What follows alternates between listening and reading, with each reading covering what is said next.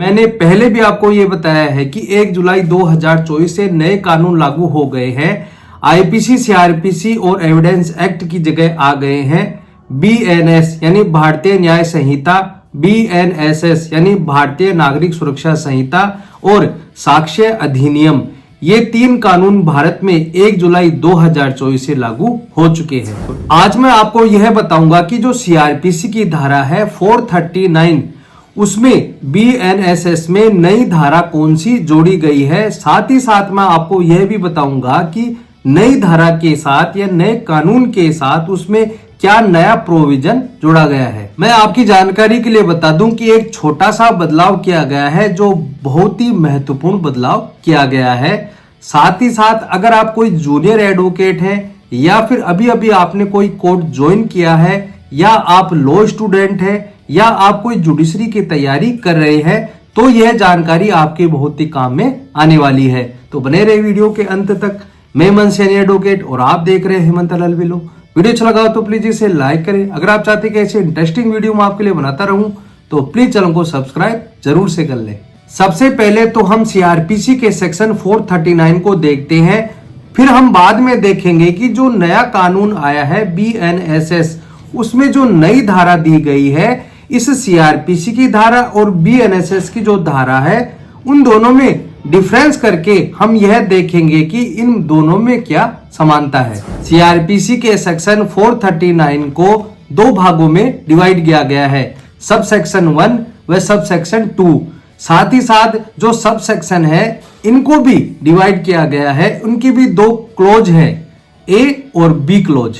CrPC के section 439 के sub section 1 व क्लोज ए में यह बताया गया है कि सेशन कोर्ट और हाई कोर्ट को यह निर्देश देने का पावर है, कोई व्यक्ति जिस पर किसी अपराध का अभियोग है और वह अभिरक्षा में है तो उसे जमानत पर छोड़ा जाएगा। लेकिन यदि उस व्यक्ति पर सीआरपीसी के सेक्शन 437 के सब सेक्शन 3 से संबंधित कोई अपराध है, सीआरपीसी के सेक्शन 437(3) में यह बताया गया है कि अगर किसी व्यक्ति पर चैप्टर 6, चैप्टर 16, चैप्टर 17 से संबंधित कोई अपराध है।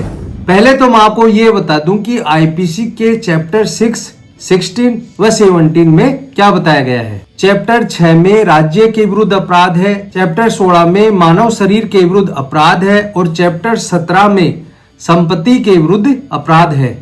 तो इस प्रकार से यदि किसी व्यक्ति पर राज्य के विरुद्ध कोई अपराध है, मानव शरीर के विरुद्ध कोई अपराध है, जैसे कि मर्डर, हाफ मर्डर, मारपीट, ग्रीवियस इंजरी, अगर इस प्रकार के कोई अपराध है या संपत्ति की चोरी, लूट, डकैती, ऐसा कोई अपराध है, तो ऐसे व्यक्ति को जमानत देते समय सेशन व हाई कोर्ट जैसा वह समझे शर्तें लगा सकती है। अब हम बात करते हैं कि जो बीएनएसएस की जो धारा है उसमें क्या बात कही गई है, क्या उसमें बदलाव किया गया है।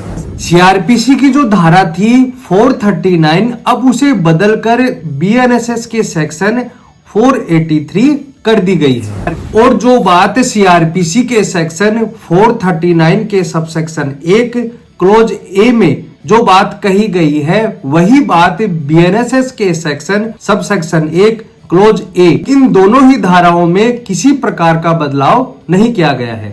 अब सीआरपीसी के सेक्शन 439 के सब सेक्शन 1 के क्लोज ए में यह बताया गया है कि जब भी किसी मजिस्ट्रेट के द्वारा जमानत ली जाती है और उसमें कोई शर्त इम्पोज की जाती है, तो सेशन कोर्ट के द्वारा उसे अपास्त किया जा सकता है या उसमें मॉडिफाई भी किया जा सकता है। यही बात बीएनएसएस के सेक्शन 483 सब सेक्शन 1 और क्लोज बी में बताई गई है, कोई बदलाव नहीं है। सीआरपीसी के सब सेक्शन 1 में ही एक प्रोविजन दिया गया है। इसमें यह कहा गया है कि यदि अपराध सेशन ट्रायल है या सेशन ट्रायल नहीं है तो उसमें उम्र कैद की सजा है। तो ऐसे मामलों में जब जमानत एप्लीकेशन लगाई जाएगी तो नोटिस के जरिए सूचना देनी होगी सरकारी वकील को। सरकारी वकील यानी पब्लिक प्रोसिक्यूटर को यदि नोटिस नहीं दिया जाता है तो उसमें कारण को मेंशन करना होगा कि किस कारण से आपने नोटिस नहीं दिया। यह बात सीआरपीसी के सेक्शन 439 के सब सेक्शन 1 के प्रोविजन में दिया गया है। अब यही बात बीएनएसएस के सेक्शन 483 में कहा गया है, लेकिन यहीं से ही कानून में एक नया मोड़ आ जाता है। क्या है वह नई बात, आप ध्यान से सुनना। बीएनएसएस की जो धारा है 483, इसमें फर्दर प्रोविजन दिया गया है, यानी अतिरिक्त प्रोविजन दिया गया है और यह कहा गया है कि व्यक्ति पर जो आरोप है 65(2) बीएनएस और बीएनएस के सेक्शन 70 का। बीएनएस के सेक्शन 65(2) में यह बताया गया है कि अगर कोई व्यक्ति 12 साल से कम उम्र की लड़की के साथ दुष्कर्म करता है, और बीएनएस के सेक्शन 70 में यह बताया गया है कि अगर कोई व्यक्ति गैंगरेप करता है, यानी सामूहिक दुष्कर्म करता है, तो इस प्रकार से यदि किसी व्यक्ति पर 12 साल से कम उम्र की लड़की पर दुष्कर्म का आरोप है या सामूहिक दुष्कर्म का आरोप है और ऐसे व्यक्ति की न्यायालय में जमानत लगाई जाती है, तो जमानत एप्लीकेशन लगाने के 15 दिनों के अंदर सरकारी वकील को नोटिस दिया जाएगा। इसमें नोटिस नहीं देने का कोई भी प्रावधान नहीं है, नोटिस देना ही पड़ेगा, इसमें किसी भी प्रकार की छूट नहीं है। तो इस प्रकार से पहला बदलाव तो अतिरिक्त प्रोविजन देकर यह कहा गया है कि नोटिस सरकारी वकील को देना ही पड़ेगा। अब आप ध्यान से सुनना कि सीआरपीसी के सेक्शन 439 में मैंने आपको 2 उपधाराएं बताई थी। जो एक उपधारा है उसके बारे में मैंने आपको पहले बता दिया, लेकिन जो उपधारा 2 है इसमें यह बताया गया है कि अगर कोई व्यक्ति जमानत पर है या जिसे जमानत दे दी गई है, तो न्यायालय उस व्यक्ति को अपनी कस्टडी में ले सकता है, यानी कि उसे दोबारा भी गिरफ्तार किया जा सकता है। बीएनएसएस के सेक्शन 483 के सबसेक्शन 2 में यह बताया गया है कि जिस व्यक्ति के द्वारा एफआईआर दर्ज करवाई जाती है या सूचनाकर्ता की ओर से अधिकृत कोई व्यक्ति जमानत की सुनवाई करते समय न्यायालय में उपस्थित रहेगा। यह बात अभी तक सीआरपीसी के सेक्शन 439 में नहीं थी, बल्कि बीएनएसएस यानी भारतीय नागरिक सुरक्षा संहिता जो कानून आया है उसके सेक्शन 483 के सबसेक्शन 2 में यह बात जोड़ी गई है। और बीएनएसएस के सेक्शन 483 के सबसेक्शन 3 में वह बात कही गई है जो सीआरपीसी के सेक्शन 439 के सबसेक्शन 2 में कही गई है कि जमानत पर रिहा किए गए व्यक्ति को गिरफ्तार किया जा सकता है, यानी कि उसे अभिरक्षा में लिया जा सकता है। तो इस प्रकार से ये 2 बड़े बदलाव किए गए हैं।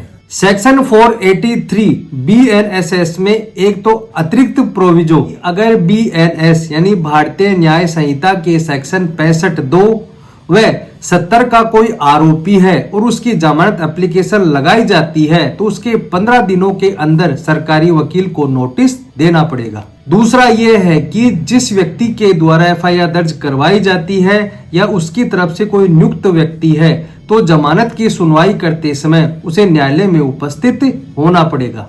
तो आज आपने जाना कि बीएनएसएस के सेक्शन 483 में क्या बदलाव किया गया है। तो दोस्तों आज के लिए इतना ही। वीडियो अच्छा लगा हो तो प्लीज इसे लाइक करें। अगर आप चाहते हैं कि ऐसी इंटरेस्टिंग वीडियो मैं आपके लिए लाता रहूं तो प्लीज चैनल को सब्सक्राइब जरूर से कर लें, ताकि ऐसे ही वीडियो का नोटिफिकेशन आपके मोबाइल पर आता रहे। धन्यवाद।